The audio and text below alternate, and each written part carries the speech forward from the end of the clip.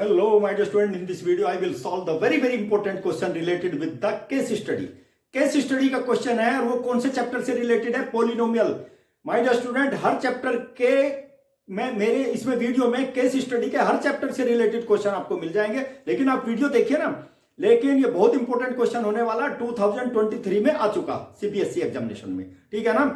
क्या होता है, केस स्टडी का जो क्वेश्चन होता है ना, उसकी लैंग्वेज थोड़ा सा लंबी होती है. ठीक है ना. क्योंकि वही तो सिचुएशन को समझिए, लैंग्वेज को समझ लीजिए, क्वेश्चन का सॉल्यूशन निकालने में कोई दिक्कत नहीं होने वाली. इजीली आप लोग क्वेश्चन का सॉल्यूशन निकाल सकते हैं. भाई जब आपने फॉर्मूले याद कर लिए, डेफिनेशन याद कर लियो, डिफरेंट टाइप्स के क्वेश्चन आप लोगों ने सॉल्व कर लिए, वो सारे के सारे क्वेश्चन उन्हीं क्वेश्चन से रिलेटेड, चाहे 1 नंबर का क्वेश्चन हो, 2 नंबर का क्वेश्चन हो, 3 नंबर का क्वेश्चन हो, सबको मिला करके केस स्टडी क्वेश्चन तैयार हो जाता है. ठीक है ना. हाँ, सिचुएशन डिफरेंट हो सकती है. आपने देखा बारिश होती है ना, जब बारिश होती है ना, तो जब बारिश रुक जाती है ना, सूर्य निकल जाता है. जब बादल हट जाते हैं और सूर्य निकलने के साथ साथ क्या होता है, आपको एक रेनबो दिखाई देता है जिसमें 7 कलर होते हैं. हिंदी में उसको बोलते हैं बैनी आफी नाला. ठीक है ना. यानी कि 7 कलर होते हैं और 7 कलर माय डियर स्टूडेंट एक आर्च जैसा बना देते हैं, बेड बना देते हैं 7 कलर का. बहुत सुंदर लगता है. ठीक है ना. लेकिन वो तभी बनेगा जब एटमोस्फेयर के अंदर क्या होंगी, वाटर ड्रॉप्स होंगी, वाटर ड्रॉपलेट्स होंगी ना, तभी बनेगा वो. उसी सिचुएशन से रिलेटेड क्वेश्चन है ये. लेकिन एक चीज और बता देता हूं, आप पत्थर फेंकिए. मैंने बताया ना, पहले क्वेश्चन की लैंग्वेज समझना जरूरी है, तभी तो क्वेश्चन समझ में आएगा. पत्थर फेंकिए, पत्थर ऊपर से क्या है, कुछ डिस्टेंस कवर करके आ जाता है. कैसी शेप बनती है, पैराबोला. पैराबोला बन जाता है, पैराबोलिक शेप बन जाती है. और माय डियर स्टूडेंट, बहुत इंपॉर्टेंट पैराबोला होता है. ठीक है ना. हायर क्लासेज में जाकर के पैराबोला स्टडी करेंगे आप. पैराबोला क्या होता है, एक तो ऊपर की साइड अपवर्ड पैराबोला भी होता है, एक डाउनवर्ड पैराबोला. पर ये याद रखना, एक होता है ऊपर की साइड से ओपन होगा और एक नीचे की साइड से भी ओपन होगा. आपके यहां जो क्वाड्रेटिक इक्वेशन होती है ना, क्वाड्रेटिक इक्वेशन हमेशा पैराबोला बनाती है. ठीक है ना. ये याद रखना. ठीक है ना. लेकिन उसमें क्या है ना, क्वाड्रेटिक इक्वेशन ही होनी चाहिए. ऊपर से ओपन हो सकता है, नीचे से ओपन हो सकता है. अब पैराबोलिक फॉर्म जब हो जाएगी ना, पैराबोला जब आपको मिल जाएगा ना, उसमें भी कंडीशन होती है. 3 सिचुएशन आ जाती है, 3 कैटेगरी हो जाती है, 3 केसेस होंगे. कैसा, एक तो एक्स एक्सिस को क्या है, 2 पॉइंट पर इंटरसेक्ट करेगा, एक एक्स एक्सिस को 1 पॉइंट पर इंटरसेक्ट करेगा, और एक एक्स एक्सिस को बिल्कुल इंटरसेक्ट नहीं करेगा. यह सिचुएशन होती है. और हमको नंबर ऑफ जीरोज तभी मिलेंगे जब वो पैराबोला किसको इंटरसेक्ट करेगा, एक्स एक्सिस को इंटरसेक्ट करेगा. वाई एक्सिस को इंटरसेक्ट करेगा, कोई जीरो आपको मिलने वाला नहीं है. ठीक है ना. ये याद रखना, सिंपल लैंग्वेज में बताया मैंने. चलिए देखिए, rainbow is an arch of colours that is visible in the sky after rain when water droplets are present in the atmosphere. The color of the rainbow are generally क्या क्या होते हैं हमारे student, red, orange, green, yellow, green, blue, Indigo और violet. Each color of the rainbow makes an parabola and we know that any quadratic parabola, quadratic parabola क्या होता है, याद रखना है, ये px is equal to ax square plus bx plus c. लेकिन a की वैल्यू 0 नहीं होती, इसमें याद रखना a does not equal to 0. ठीक है ना. Represent the parabola on the graph. Based on this information, answer the following question. ठीक है ना. यहां पे देखिए क्या है, कलर्ड फॉर्म में तो मैंने नहीं बनाया, हाँ रेनबो मैंने बना दिया. ठीक है. ये रेनबो समझ लीजिए आप, ये कर्व है, किसकी फॉर्म में है, पैराबोला की फॉर्म में है. बस केवल ये सिचुएशन याद रखिए. पहला देखिए, इसमें 3 पार्ट आएंगे, एक पार्ट में चॉइस दिया हुआ होता है. ठीक है ना. क्वेश्चन नंबर जो इसका फर्स्ट पार्ट है, उसमें भी एक चॉइस हो सकती है, दूसरा पार्ट में भी चॉइस हो सकती है, तीसरे में वो ऑप्शन है, किसी में भी हो सकती है. 2 क्वेश्चन तो इसके 2 पार्ट जो होंगे ना, 1 नंबर के होंगे. और वो जो थर्ड पार्ट होगा, यानी कि 4 क्वेश्चन सॉल्व करेंगे इसमें आप. जो थर्ड पार्ट होगा, थर्ड पार्ट में ऑप्शन हो सकता है, सेकंड पार्ट में ऑप्शन हो सकता है, उसमें 2-2 नंबर के, जिसमें ऑप्शन होगा, चॉइस होगी, 2-2 नंबर के होंगे वो. ठीक है ना. चलिए क्वेश्चन का सॉल्यूशन स्टार्ट करते हैं. लेकिन ये रेनबो देख लीजिए आप. ठीक है ना. यही रेनबो है और किस शेप क्या है इसकी, पैराबोलिक फॉर्म है, पैराबोला की फॉर्म है. ठीक है. y is equal to F X. और क्या दिया हुआ है my dear student, the graph of the rainbow y is equal to F X is shown in the figure. Right the number of zeros of the curve. Number of zeros मैंने पहले ही बता दिया. Curve को देख लीजिए, x axis के को कितने पॉइंट पर इंटरसेक्ट कर रहा है, सबसे सिंपल बता रहा हूं. यहां पे देखो, मैंने यहां पे ए बी 2 पॉइंट यहां पे इंडिकेट किए हैं. एक तो ए पर इंटरसेक्ट कर रहा है, एक बी पर इंटरसेक्ट कर रहा है. कितने जीरो हो जाएंगे, 2 जीरोज हो जाएंगे. ठीक है ना. मैंने पहले ही बता दिया, यदि ये कर्व एक्स एक्सिस को इंटरसेक्ट नहीं करेगा, ये मैंने बताया ना सिचुएशन, वो वहां से हट करके यहां हो सकता है.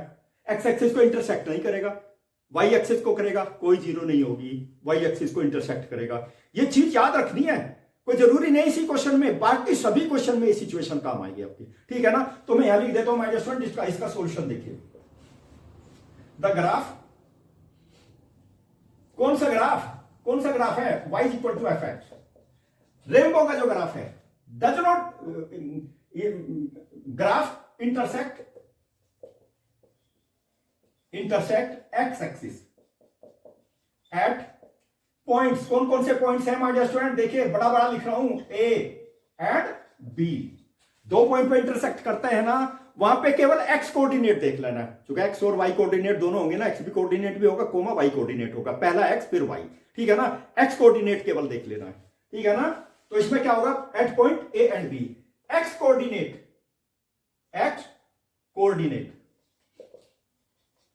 एट पॉइंट ऑफ इंटरसेक्शन,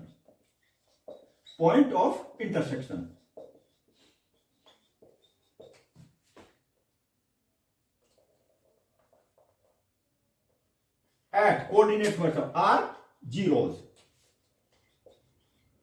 देखो पूरा लिख दिया मैंने बताया ना, बाकी क्वेश्चन में भी काम आ जाएगा, ठीक है ना। Are zeros of T X polynomial, ठीक है। और माय डियर स्टूडेंट यहां पे दो पॉइंट पे इंटरसेक्ट करता है, दो जीरोज होंगे, there are two zeros, there are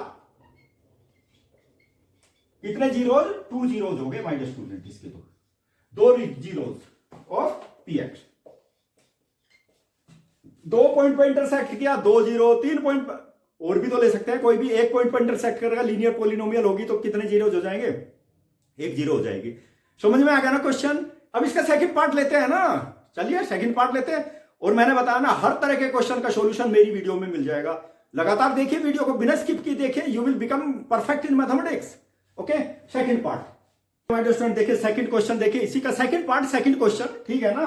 देखो यहां पे क्या है, the graph of the rainbow does not intersect X axis but intersect what, Y axis को इंटरसेक्ट करता है at one point, then how many zeros will it have. आप ये देखिए, इसको छोड़ दीजिए, नीचे वाले पोर्शन को छोड़ दीजिए, ठीक है ना। कितने पॉइंट पर इंटरसेक्ट कर रहा है, वाई एक्सिस को एक पॉइंट पर इंटरसेक्ट कर रहा है यहां, ठीक है ना। सपोज जब ये वाई एक्सिस को एक्स एक्सिस पर इंटरसेक्ट नहीं करेगा, किस पे इंटरसेक्ट करेगा, वाई एक्सिस के ऊपर इंटरसेक्ट करेगा। ये रेनबो देख लीजिए, मैंने बताया छोड़ दीजिए, केवल ये सिचुएशन देख लीजिए, ठीक है ना।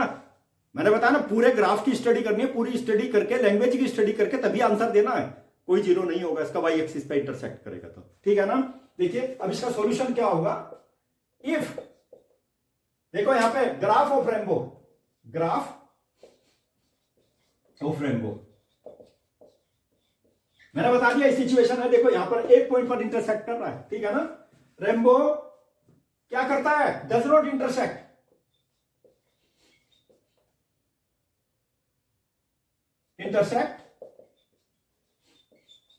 एक्स एक्सिस, ठीक है ना, does not intersect X axis.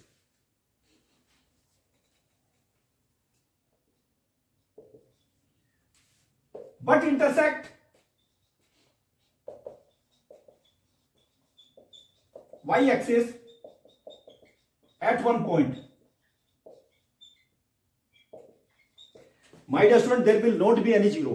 कोई जीरो नहीं होगी y एक्सिस को एक पॉइंट पर इंटरसेक्ट करने से, ठीक है ना। There will not be any zero, no zero, answer होगा no zero for this graph. Okay ना, समझ में आ गया ना।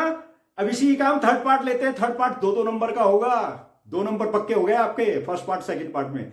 दो नंबर का और पार्ट होगा, वो भी दो नंबर का, यानी कि चार क्वेश्चन इसमें दिए हुए होंगे, उसमें से तीन आपको करने हैं, एक एक नंबर के दो करने हैं और एक करना है दो नंबर का, ठीक है ना। समझ में आ गया ना। चलिए अब इसका थर्ड पार्ट लेते हैं। ध्यान दीजिए, मैंने बताया ना बहुत इंपॉर्टेंट क्वेश्चन है। इसका थर्ड पार्ट देखिए, दो नंबर का है ये थर्ड पार्ट, ठीक है ना। क्या होगा, if A rainbow is represented by a quadratic polynomial. Quadratic polynomial, कौन सी क्वाड्रेटिक पोलिनोमियल, ये जो रेनबो है ना, सपोज ये जो क्वाड्रेटिक इक्वेशन है ना, ये रेनबो की इक्वेशन है, ये जो रेनबो बना हुआ है, ठीक है ना। क्या है, X square plus within bracket A plus one into X और प्लस बी। और माय स्टूडेंट इसके जीरोज कितने हैं, 2 और -3। Find the value of A B, है ना। दो नंबर का क्वेश्चन माय स्टूडेंट, बहुत इंपॉर्टेंट क्वेश्चन है।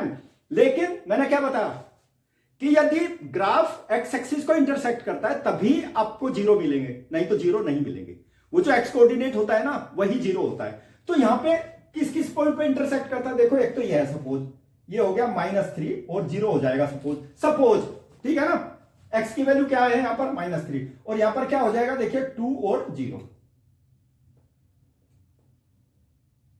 2 और 0 हो गया, क्लियरली विजिबल 2,0। देखिए ये बी के कोऑर्डिनेट क्या है, सपोज 2 और 0। तो यहां पर x की वैल्यू क्या है, देखो यहां पर x की वैल्यू है कितनी -3 और यहां पर x की वैल्यू कितनी है, x की वैल्यू है 2।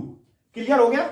इस पॉइंट के ऊपर x की वैल्यू 2 है और यहां पर इस पॉइंट के ऊपर x की वैल्यू कितनी 3। ये तभी तो जीरो मिले ना माय डियर स्टूडेंट, इसलिए मैंने पॉइंट लिख दिया। एक एक पॉइंट बताऊंगा, एक एक चीज क्लियर बताऊंगा जिससे आपको कोई दिक्कत ना हो, यानी कि बाकी क्वेश्चन को सॉल्व करने में भी कोई दिक्कत नहीं होनी चाहिए। और एक चीज याद रखना, if x is equal to 3 और x is equal to -3 और x is equal to 2 are the zeros of the polynomial, rainbow की जो इक्वेशन है, quadratic equation. My dear student क्या होगा, देखिए सॉल्यूशन, यदि ये इसके जो जीरोज हैं तो क्या होना चाहिए, चलिए वो भी मैं बताता हूं, लेट अस सी। देखो if x is equal to -3 is a zero of px, px देखो ये है यहां पर, px की वैल्यू यहां पर दी हुई है, तो क्या हो जाएगा, ध्यान देखिए p -3, x के स्थान पे केवल आपको -3 रख देना, जीरो हो जाएगी इसकी वैल्यू, ठीक है ना। चलिए माय डियर स्टूडेंट, p अब वैल्यू निकाल लेते हैं। पोलिनोमियल क्या है, देखिए px यूजिंग px की वैल्यू देखो मैं यही लिख देता हूं, x² plus a plus 1 x और प्लस b, ठीक है ना। x के जहां भी है वहां पर क्या रख देंगे आप, -3 रख दीजिए, -3² और प्लस a प्लस b 1 और -3 यहां भी आ जाएगा और प्लस b आ जाएगा, ओके। और मैंने क्या बताया, x इज इक्वल टू -3, यदि इसका जीरो है तो p -3 जीरो हो जाएगा, तो यहां पे जीरो रख दीजिए, ठीक है ना। और -3² कितना हो गया 9, और -1 देखो यहां पर भी यू विल हैव टू सी, यानी कि -3 को ब्रैकेट के अंदर मल्टीप्लाई कर दीजिए, तो -3a और -3 और प्लस b, ओके। देखो ये पॉजिटिव है, ये नेगेटिव है, कितना हो गया माय डियर स्टूडेंट 6 आ गया, 6 -3a और प्लस b। तो इक्वेशन क्या आ गई मेरे पास में, देखो इक्वेशन आ गई माय डियर स्टूडेंट, देखिए -3a plus b will be equal to -6, equation 1 आ गई। ध्यान दीजिए आप लोग, you will have to keep in mind, okay. एक इक्वेशन मेरे पास में आ गई, देखो -3, 6 को राइट साइड से लेफ्ट साइड में ले आए हम, तो -6 हो गया ना। चलिए लेकिन अब सेकंड केस देखिए, if x is equal to 2, x is equal to 2 भी तो है ना, is a zero of px, तो क्या होना चाहिए, फिर यहां पर भी तो वही होना चाहिए ना, p2 will be equal to 0 होना चाहिए ना। याद रखना ये चीज हम यूज करेंगे इसमें, यूजिंग, क्योंकि बच्चे जब कंफ्यूज कर जाते हैं, x² प्लस a प्लस 1 और x प्लस b, ठीक है। x के स्थान पे 2 रख लीजिए, 2 विल बी इक्वल टू 2² और प्लस a प्लस 1 और इंटू 2 और प्लस b, ठीक है। और माइनस स्टूडेंट वो तो मैंने बता दिया ना, इसके स्थान पे तो 0 पुट अप करेंगे आप, 0 will be equal to how much 4 और प्लस यहां पे देखिए 2 से मल्टीप्लाई कर दो, 2a प्लस 2 और प्लस b, यहां पर देखिए 4 प्लस 2 6 हो गया ना, और 6 को राइट साइड से लेफ्ट साइड में हम ले आते हैं, तो क्या हो जाएगा, माइनस हो जाएगा ना, -6 हो जाएगा, इज इक्वल टू देखिए 2a plus b, 2a plus b equation number 2 आ गई। देखिए minus 2a plus b is equal to -6, equation number 2, दोनों को सॉल्व करेंगे। आपने सॉल्व किया है ना पेयर ऑफ लीनियर इक्वेशंस, ठीक है ना, वही मेथड यूज करेंगे। कौन सा, एलिमिनेशन मेथड कर लो यूज या सब्स्टिट्यूशन मेथड यूज कर लो, ठीक है ना। चलिए अब हम लोग सॉल्व करते हैं, ए बी की वैल्यू निकालते हैं, 2 फ्रॉम 1 and 2। देखिए 1 इक्वेशन ये रही, देखो ठीक है ना। इक्वेशन नंबर 1 मैंने लिखी हुई है यहां पर, देखिए -3a plus b will be equal to -6, ठीक है ना। ये तो हो गई मेरे पास में है 1, देखिए 1 हो गई, ठीक है। और 2, इक्वेशन नंबर 2 कौन सी है, देखिए ये रही इक्वेशन नंबर 2, यानी कि आ गया 2a और plus b will be equal to -6। भाई दोनों को जो है हम क्या करेंगे, सब्ट्रैक्शन कर दीजिए, यानी कि 2 को 1 में से सब्ट्रैक्ट कर दिया, यानी कि साइन चेंज कर देना है, बस और कुछ नहीं करना। ये तो नेगेटिव हो गया, देखो ये भी साइन नेगेटिव हो गया यहाँ पर, और ये पॉजिटिव हो जाएगा। देखो ये पॉजिटिव और ये नेगेटिव कैंसिल, ये देखो दोनों नेगेटिव है तो -5a आ गया, ठीक है। और माय स्टूडेंट ध्यान पर देख लीजिए, ये तो 0 आ गया, ये पॉजिटिव है ये नेगेटिव है, 0 आ गया ना। और माय स्टूडेंट ए की वैल्यू बता दो, ए की वैल्यू तो 0 आ गई, अंडरस्टैंड। देखो ए की वैल्यू आ गई 0, ठीक है ना। और इसको किसमें 1 में ही सब्स्टिट्यूट कर देते हैं, देखिए सब्स्टिट्यूटिंग इन 1, इक्वेशन नंबर 1 में सब्स्टिट्यूट करते हैं, क्या है -3a + b will be equal to -6, okay. और माइनस स्टूडेंट ये इसकी वैल्यू देखो ना, -3 × 0 और +b will be equal to -6, और b की वैल्यू कितनी आ गई -6 आ गई, ये तो 0 हो गया, आ गई ना a b की वैल्यू। क्या आ गया solution, minus student has a = 0 और b = -6। देखो कितना बेस्ट सॉल्यूशन है। चलिए इसका और पार्ट भी तो लेते हैं ना, दैट इज ऑल्सो इंपॉर्टेंट। सारे इसी तरह से तैयारी करनी है, बी पार्ट लेते हैं इसका। थर्ड पार्ट देखिए माय स्टूडेंट, देखिए ये क्या है ना, यहां देखो the polynomial x² - 2x- with in bracket 7p + 3 क्या है, रिप्रेजेंट ए रेम्बो इफ -4 क्या है, is 0, fit find the value of p, है ना क्वेश्चन। 2 नंबर का क्वेश्चन जो आपकी किताबों में दिया हुआ है वही क्वेश्चन है, ऐड कर दिया उसके, केस स्टडी क्वेश्चन बन गया। लेकिन पोलिनोमियल क्या है, रिप्रेजेंट ए रेम्बो, ये जो रेम्बो है ना किस इक्वेशन से बना है, इसकी इक्वेशन क्या है, वो इक्वेशन ये है क्वाड्रेटिक पोलिनोमियल, ठीक है ना। और क्या है, ये जो रेम्बो है इसमें एक्स एक्सिस पर इंटरसेक्ट करेगा ना, एक्स कोऑर्डिनेट क्या है, एक्स कोऑर्डिनेट है -4, ठीक है ना, सपोज, ठीक है ना। और -4 इज ए 0 फिट, और वो 0 कब होगी माय डियर स्टूडेंट, जब px की वैल्यू हमारे पास में 0 हो जाएगी। अब इसको एज्यूम करता हूं, देखिए कैसे एज्यूम करता हूं, लेट, देखिए सॉल्यूशन देखिए, let px is equal to क्या है हमारे पास में, देखो इक्वेशन ऑफ द रेम्बो है ये, रेम्बो जो पैराबोलिक फॉर्म में है, x² - 2x और -7p और +3, ठीक है। और माय डियर स्टूडेंट क्या दिया है, मैंने बताया ना एक 0 है, -4, यानी कि x is equal to -4 is a 0 of if px, यदि x की 0 है then p -4 will be equal to 0, understand. चलिए बस क्वेश्चन का सॉल्यूशन तो हो गया। क्या करेंगे, देखो यहां पर नाउ यूजिंग, क्या यूज करेंगे my dear student, px will be equal to x² - 2x और -7p और +3, ओके। और x के स्थान पर रख दीजिए -4 स्क्वायर -2 और -4, ठीक है। और माय डियर स्टूडेंट यहां पे आ गया कितना, -7p और +3, ओके। और माय डियर स्टूडेंट इसकी वैल्यू तो 0 हो गई, और -4 स्क्वायर 16 हो गया, ठीक है। और यहां पर देखो मल्टीप्लाई कर लीजिए, नेगेटिव टू नेगेटिव पॉजिटिव हो जाएगा, पॉजिटिव 1 आ गया, और नेगेटिव साइन से मल्टीप्लाई कर दो, -7p और -3 आ गया, ओके। अब बस कुछ नहीं करना, 16 + 8 कितना होता है, 24 होता है, 24 हो गया, देखो 0, it will be equal to 24, ठीक है ना। और 24 - 3 कर दीजिए माय डियर स्टूडेंट, 3 और -7p, ठीक है। 0 इज इक्वल टू, देखिए 24 - 3 21 और -7p, 7p को राइट साइड से लेफ्ट साइड में ले लीजिए, 7p will be equal to 21, और माय डियर स्टूडेंट p की वैल्यू कितनी आ गई, 21/7 और दैट इज 3 आ गई। p की वैल्यू कितनी आ गई,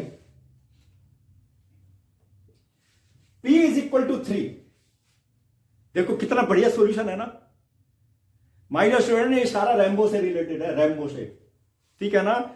ये याद रखना, इसकी लैंग्वेज थोड़ी सी बड़ी होती है, उसको डरना नहीं है, पढ़ करके उसको समझ लेना है, उसका मीनिंग समझ लेना है, और वही क्वेश्चन है, उन्हीं क्वेश्चन को ऐड करके केस स्टडी क्वेश्चन तैयार हो जाता है। आप कर लीजिए ना केस स्टडी क्वेश्चन तैयार, सिचुएशन कोई भी ले लीजिए, ऐड करते जाइए, एक नंबर के 2 नंबर के क्वेश्चन ऐड कर दीजिए, केस स्टडी क्वेश्चन तैयार हो जाएगा। इसलिए घबराना नहीं है, जो 3 क्वेश्चन आते हैं ना 36, 37 और 38 आराम से कर सकते हैं। 12 मार्क्स से बैठते हैं तीनों क्वेश्चन, ठीक है ना। और माय डियर स्टूडेंट, इस तरह के अच्छे अच्छे क्वेश्चंस, अच्छी अच्छी guidance tips to get the maximum number of marks, to extract the maximum number of marks by doing the practice, by doing the work, time and again doing the practice.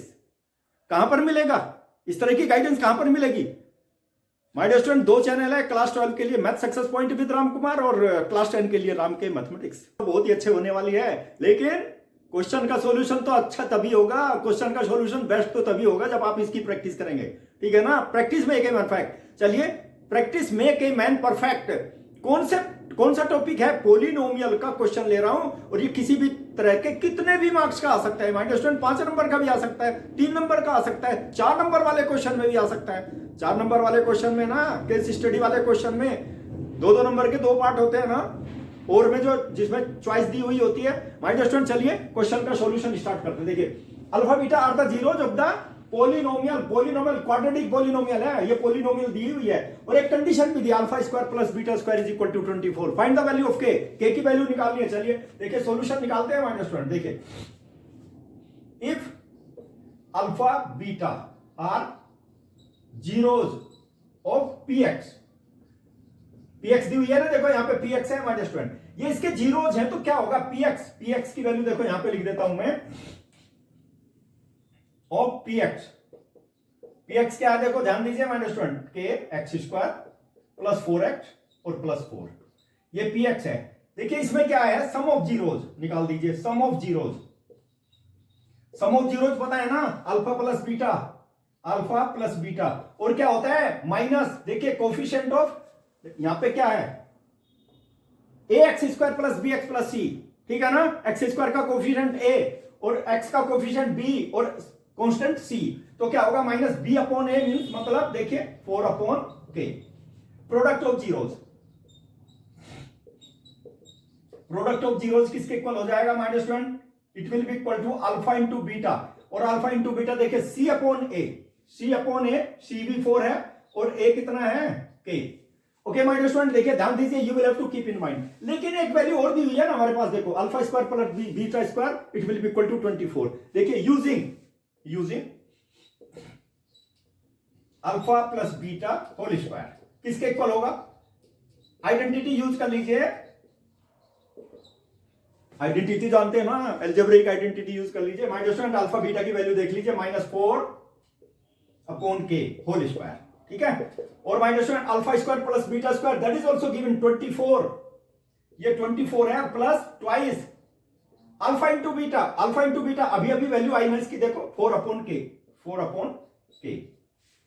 Technique, calculation में भी technique, आपका time भी save हो सकता है, नहीं तो बच्चे गलतियां कर देते हैं, यहीं पर गलतियां करते हैं। इस लाइन को कंसंट्रेशन के साथ देखना, देखो 16 अपॉन के स्क्वायर, ठीक है।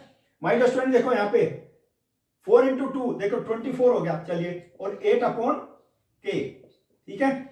मुझे बता दो यहां पर क्या कॉमन है? 8 कॉमन ले लेता हूं पहले, उसके बाद एलसीएम लेना।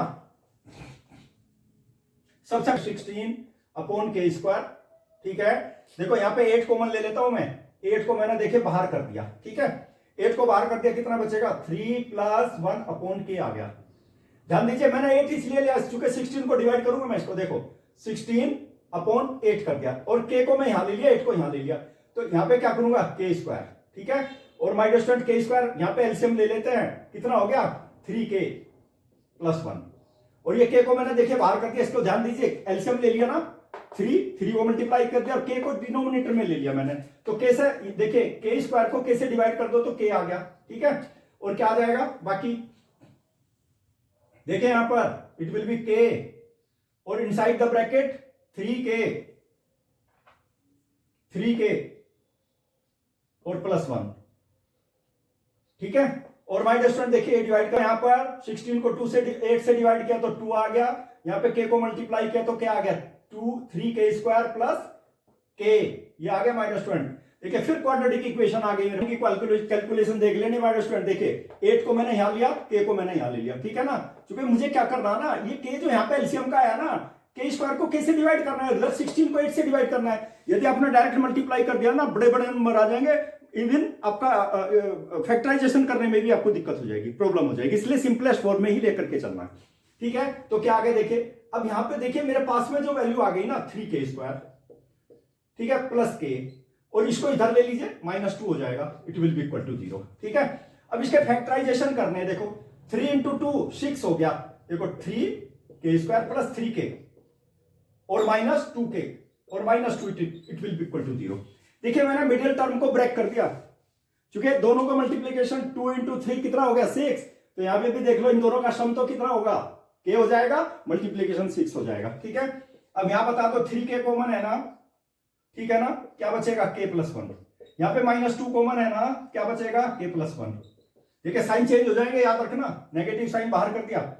अब देखिए k+1 कॉमन है ना इसमें, k+1, और दूसरे ब्रैकेट में क्या आ जाएगा 3k और -2। फैक्टराइजेशन तो जानते हैं ना, क्लास 9 में बहुत किया आप लोगों ने। Either this one will be equal to 0 और this one will be equal to 0। तो k की वैल्यू कितनी आ गई my student, k+1 will be equal to 0 और 3k -2 my student, k is equal to -1 और k will be equal to, देखिए 2 को लेफ्ट साइड से राइट साइड में ले लीजिए, that will be 2/3, 2/3। There are two values of k. Answer, my dear student, answer क्या हो गया, k is equal to -1 और k is equal to 2/3। मैंने बताया ना बहुत इंपॉर्टेंट क्वेश्चन है, इस तरह के क्वेश्चंस की प्रैक्टिस जरूर करना।